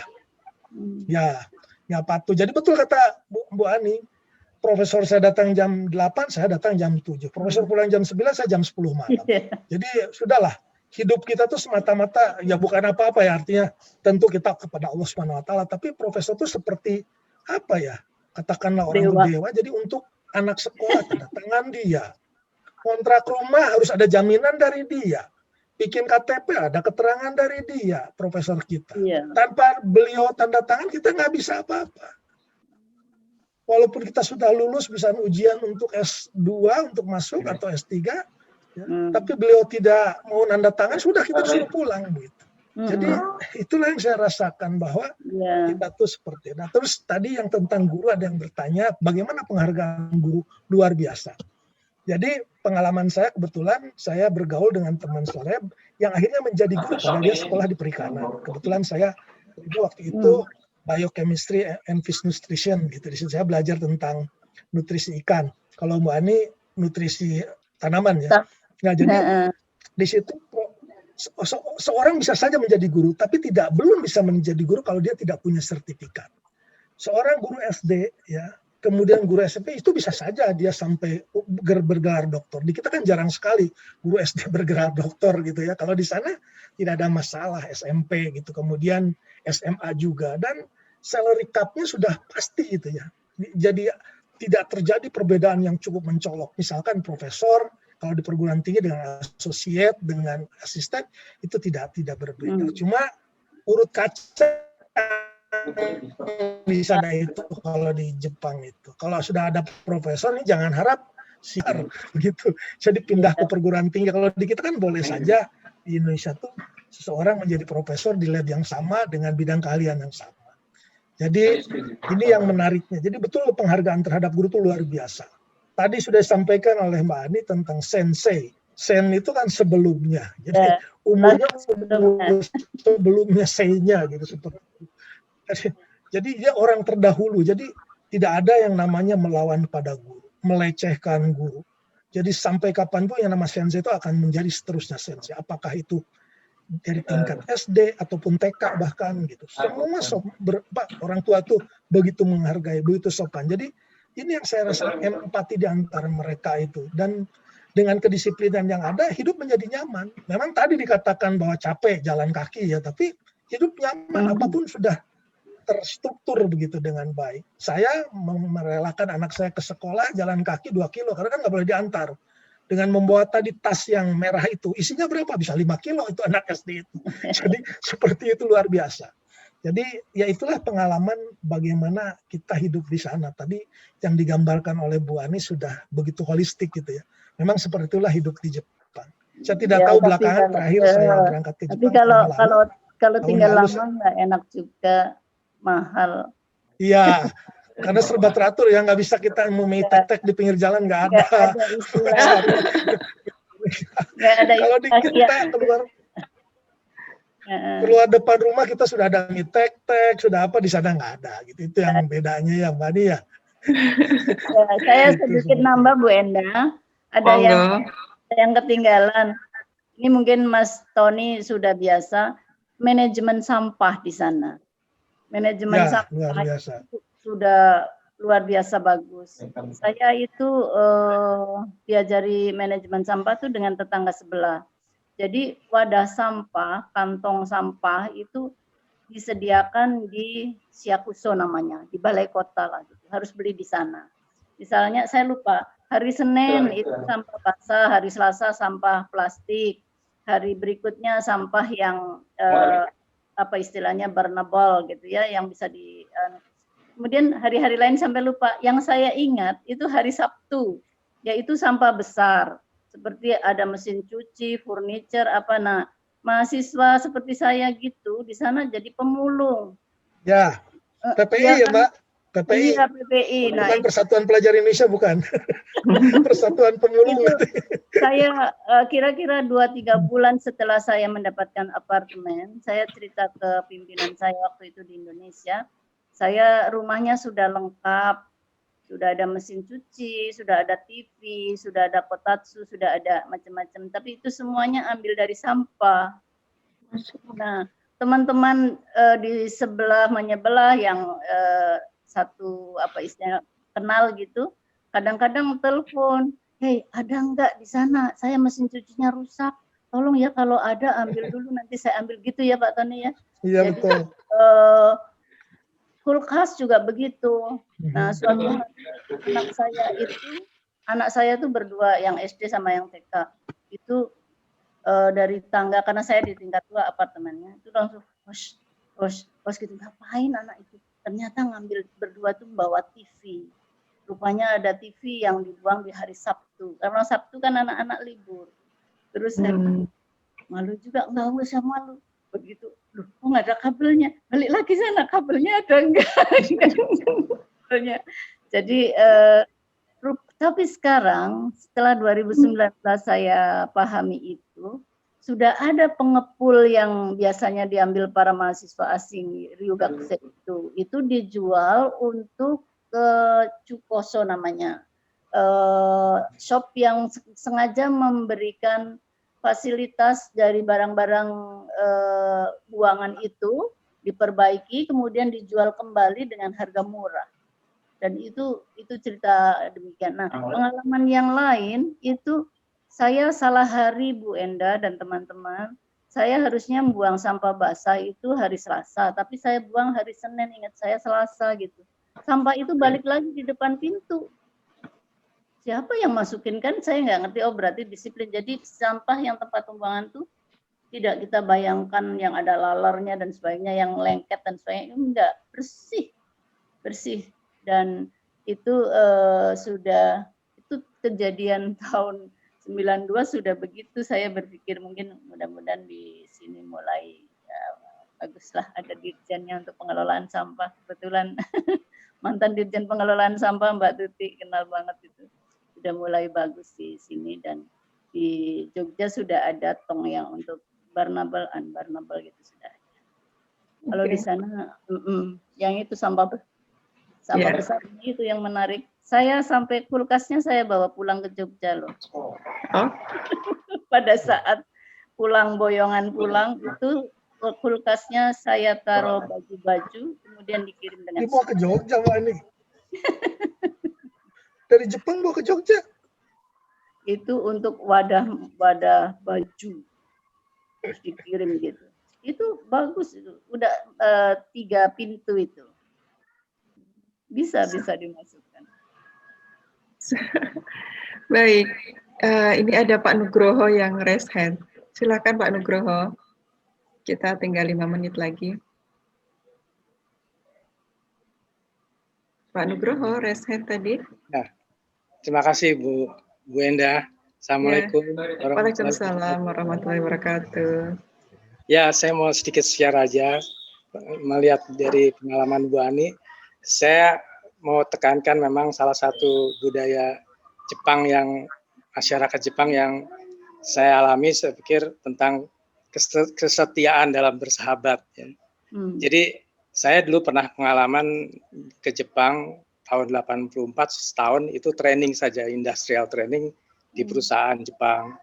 Kemudian yang kedua saya tahun 91, ya, 1 tahun setengah gitu.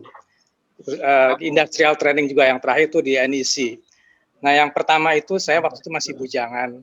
Nah, tempat saya training itu ada manajernya itu memang kelihatan ya sebetulnya perusahaan tersebut dengan perusahaan kami, saya tempat kerja itu memang bisnis ya, karena bisnis terus kita ada kerjasama sehingga kita dapat kesempatan untuk mengembangkan bersama gitu.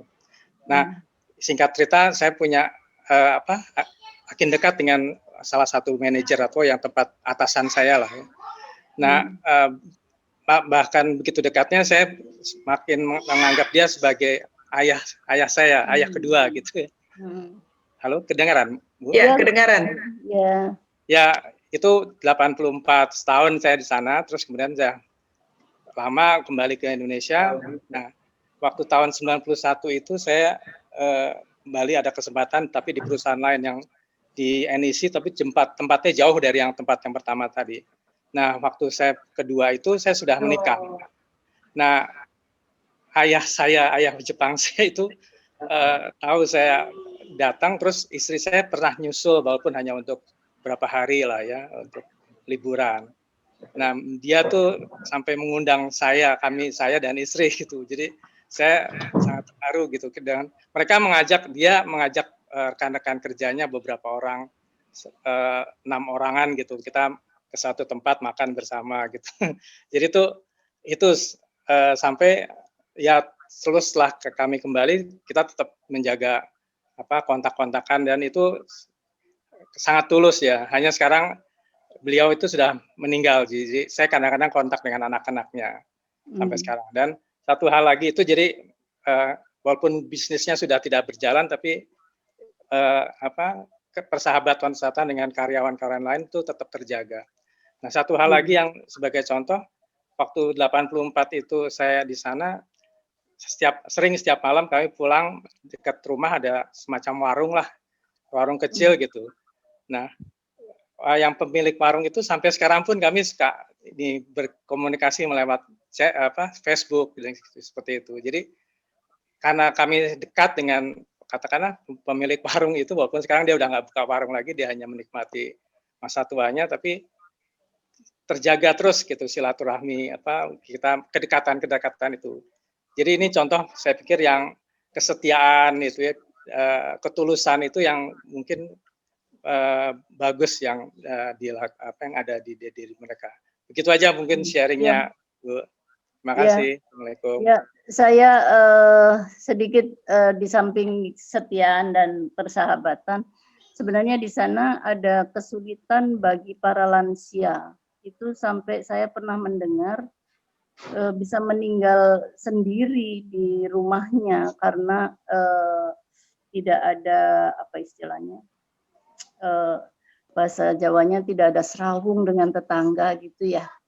Tapi persahabatan dalam arti keep in touch dengan friendship gitu memang kuat mereka. Tetapi di dalam kesendiriannya di apartemen dan sebagainya itu bisa-bisa sampai tidak ketahuan bahwa sedang sakit atau bagaimana. Karena di sana kan tidak ada namanya pembantu atau asisten rumah tangga, kemudian saling dasawisma itu kan nggak ada. Tapi kalau melalui yang tadi diceritakan Pak Nugroho memang demikian. Kalau sudah sehati memang bisa lanjut ya. Ada teman saya itu sampai berpikir sangat ekstrim, tidak punya anak. Kalau suaminya meninggal duluan atau dia meninggal duluan itu akan menemukan kesulitan gimana ya kalau pas naik pesawat kemudian pesawatnya jatuh kemana sama-sama meninggalnya gitu, lebih enak katanya gitu. Sampai seperti itu. Dan ini ada suatu tendensi di sana bahwa lansia di sana itu banyak yang ditinggalkan oleh anak-anaknya yang tidak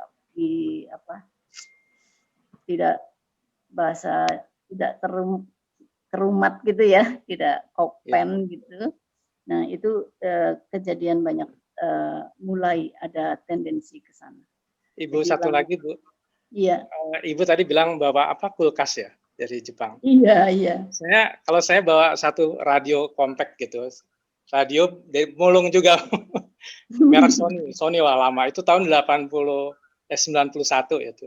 Sampai sekarang saya masih dengerin dengan radio itu kalau pagi untuk dengerin drama. Masih kuat artinya. Terus yang penting terus bersuara dan fungsional. Gitu waktu itu sebagai konten. Terima kasih. Ya. Terima kasih Pak Nugroho, Pak Tony sharingnya. Ini terakhir ya Bu, pertanyaan dari Pak Andin. Saya dengar bahwa gadis-gadis Jepun malas untuk menikah, Bu Ani, betul nggak? Ada kecenderungan demikian. Jadi mereka lebih berpikir terhadap risiko. Jadi kalau ada saya terakhir dengar dari beberapa teman yang ya belum lama, 2019 kan masih agak baru ya, masih update ya. Itu satu, biaya hidup kalau berumah tangga dengan anak dan seterusnya menjadi mahal. Kemudian dia untuk kesibukan banyak yang memilih untuk ada temannya tuh entah kucing, entah anjing, entah apa gitu. Saya sampai punya teman yang chopsticknya itu bareng makannya dengan dia. Tuh saya sebelah menyebelah susah juga itu. Itu saking sayangnya kepada anjingnya. Kalau cerita Hachiko lain lagi lah ya. Kalau Hachiko itu setia kepada majikannya. Jadi lebih berpikir kepada resiko terhadap apa istilahnya, biaya hidup, karena satu bayi lahir di sana itu yacingnya atau biaya beban pajaknya sudah sangat mahal karena harus menanggung berapa beban hidup setiap bayi yang lahir. Kalau saya dengar dari mereka itu pajak yang dibebankan kepada bayi yang baru lahir itu sudah tercantum sekian-sekian. Jadi rupanya banyak yang menuju ke apa ya istilahnya, takut resiko. Tapi anak-anak muda yang sekarang itu lebih banyak yang menikah dengan orang asing, lebih banyak sih saya kira. Entah dari perempuan Jepang dengan pemuda asing atau pemuda Jepang yang menikah dengan istri dari asing. Ya, baik Bu Saya Andi. kira gitu, ya Pak Andi. Ya, ini semua Tata mengucapkan terima kasih atas sharingnya. 2119. Oh, saya boleh nanya ya Bu? Iya. Terakhir kali ini saya ya, pertanyaan terakhir. Angka bunuh diri kan di Jepang tinggi. Iya. Kabarnya sekarang yang tertinggi Korea, tapi sempat anak-anak muda Jepang merupakan ini yang apa kejadian bunuh dirinya sangat tinggi. Kenapa begitu, Bu?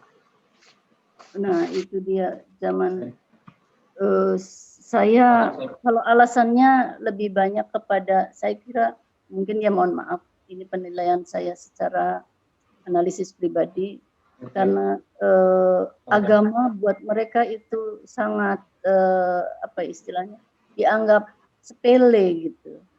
Jadi begitu dia dalam sebuah kesulitan yang sangat dan memuncak, sudah mengakhiri hidupnya seperti itu. Saya ada pengalaman juga waktu saya S3, itu suatu hari saya kan karena plan nutrition kan literasi dan sebagainya di lab kan lama, kadang nunggu literasi sampai malam hari. Tiba-tiba suesang atau penjaga malamnya itu menghampiri saya. Anisang masih lama di labnya. Oh masih, sebentar lagi. Itu kondisinya sudah jam 12 malam. Terus oh datang lagi dia. Anisang masih kapan pulangnya gitu. Saya bilang ada apa? Terus ya sudah nanti ditungguin. Saya nggak biasanya di lab itu ditungguin oleh apa ya, seperti satpamnya kampus gitu. Ternyata pagi harinya di lab yang saya mengerjakan titrasi itu ada polis lain. Rupanya di lab sebelah ada yang gantung diri. Itu mahasiswa tingkat 4, bunuh diri. Nah, di situ ternyata setelah dikupas, diulas gitu, dia mentok ujiannya nggak lulus-lulus gitu. Hanya persoalan sederhana begitu, dia mungkin bahasa Jawanya cuntel gitu Bu Enda. Nah itu akhirnya karena itu tadi ya, ini persepsi saya, karena agama buat mereka itu tidak menjadikan suatu akidah, maka terus kena. Nah, kecenderungannya sekarang meningkat atau menurun saya kurang paham, tetapi pemahaman mengenai agama buat mereka itu masih sangat sederhana. Mereka lahir dalam posisi Buddha, menikahnya posisi Christmas, nanti meninggalnya dengan Shinto dan sebagainya, itu banyak juga. Jadi tidak jelas gitu ya. Dan suatu hari saya juga zaman di Tsukuba pernah ada mu'alaf seorang teman Jepang itu, karena sederhana dia masuk ke Islamnya karena pada saat trip itu harus sholat, kan katanya suruh menghadap ke kiblat, tapi kok kamu sholat di kereta kok boleh tidak ada air dan sholat saja gitu, itu gampang sekali. Terus dia mau masuk Islam, maksudnya tayamum, kemudian sholatnya kan tidak harus menghadap ke ini, terus dia akhirnya tertarik, banyak kemudahan ya. Jadi menurut saya pemahaman sederhana terhadap keagamaan itu yang membuat banyak. Kemudian kalau di tingkat SD atau SMP gitu, banyaknya yang sering sering dijadikan sasaran kenakalan apa itu. Bisa juga mentok gitu ininya, pikirannya, jadi sederhana. Jadi mungkin ya di sana, karena ini mohon maaf saya persepsi pribadi, karena terlalu sederhananya memahami sebuah akidah sehingga dia begitu cuntel menghadapi permasalahan, dia mengakhiri hidupnya. Ya, baik. Terima kasih Bu Ani. Ini ya, ada sama Bu Evi, ini juga arigato Anisan, izin live, kemudian Nong Ima, ya, udah mirip dengan wanita Jepang. Kemudian ya Bu Anggreni. Baik, Bapak Ibu sekalian, karena waktu kita travelingnya sudah ya, serasa kita ada di Jepang, serasa bagaimana semua seluk-beluk kehidupan di Jepang, terutama kehidupan menikmati jenjang pendidikan S2, S3 di Jepang. Ya, disiplin yang sangat tinggi, ya. Kemudian tadi ya, seperti budaya antri, lalu begitu kerasnya kehidupan Jepang ya, bisa kita lihat perbedaan dengan kita di Indonesia, sehingga bangsa dengan negara yang kecil sering ini ya Bu Ani, sering gempa ya. Iya betul. Ya. Banyak Mei sampai Juli itu. Iya. Juli banyak gempa. Iya. Sering gempa, kemudian negaranya kecil, sumber dayanya tidak seperti di Indonesia. Ya, tapi ternyata mereka jauh lebih unggul. Ya. Kecuali dengan kemauan yang keras, disiplin. Seperti itu ya Bu Ani. Jadi terima kasih sharingnya. Saya kalau disuruh ke Jepang, saya jalan-jalan aja Bu Ani. Kalau sebentar terasa indah dan nyaman. Iya, mungkin kalau masih muda sekolah di Jepang, ayo usia begini sekolah di Jepang, anak-anak saja ya. Ya, ini mungkin menjadi satu pemicu buat Bapak Ibu sekalian, mungkin putra-putrinya atau cucu-cucunya yang ingin sekolah di Jepang tuh tentu saja akan memberikan pengaruh kepada karakter kita ke depan. Baik, terima kasih Bu Ani, Bu Anisan, arigato atas sharingnya. Saya rasa kita semua mendapatkan manfaat, mendapatkan ilmu yang sangat besar pada Bu Enda, boleh closing statement dari saya, Bu Enda? Monggo, ini silakan. Ya. Saya mohon maaf kepada teman-teman yang saya tidak sempat bersapa karena keterbatasan gadget saya yang saya pakai ini bukan komputer, tab. Jadi mohon maaf, terima kasih atas supportnya.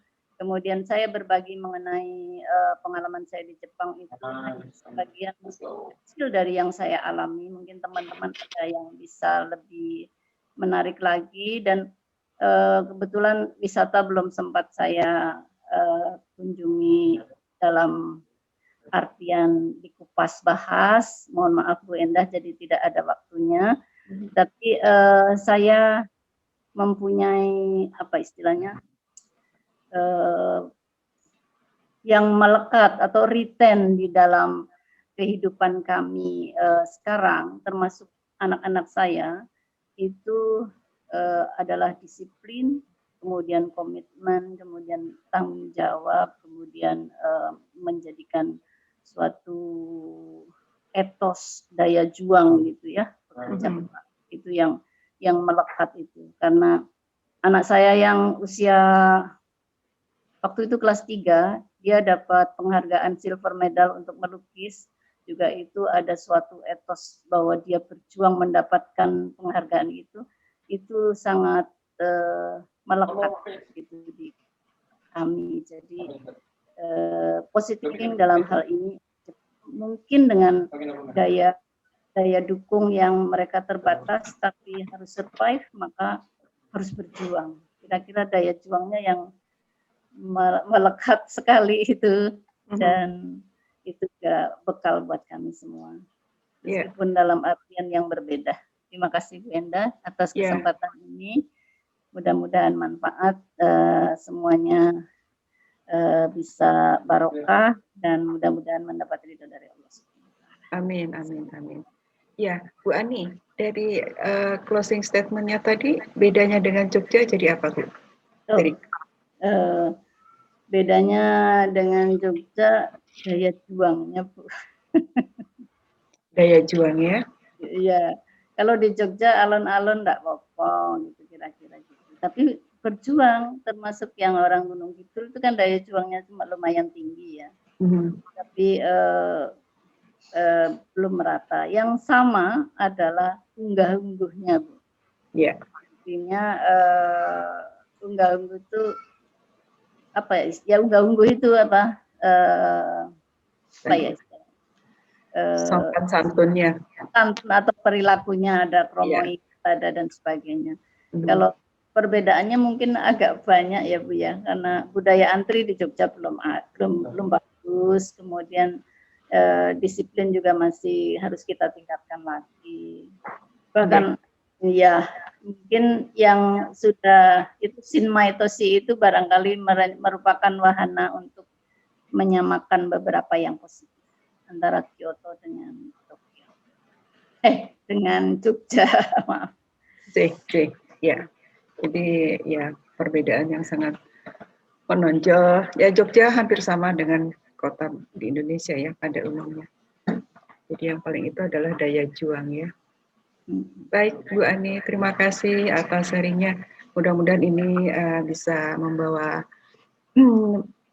bekal buat kita untuk menjadi bangsa yang punya daya juang lebih baik ke depannya.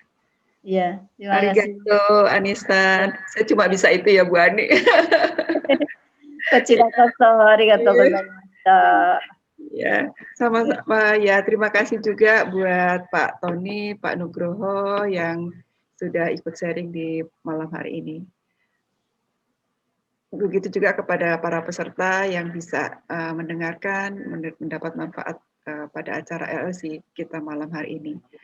Mohon maaf bila ada kekurangan dari kami. Sampai ketemu di acara LLC berikutnya minggu depan. Wassalamualaikum warahmatullahi wabarakatuh. Selamat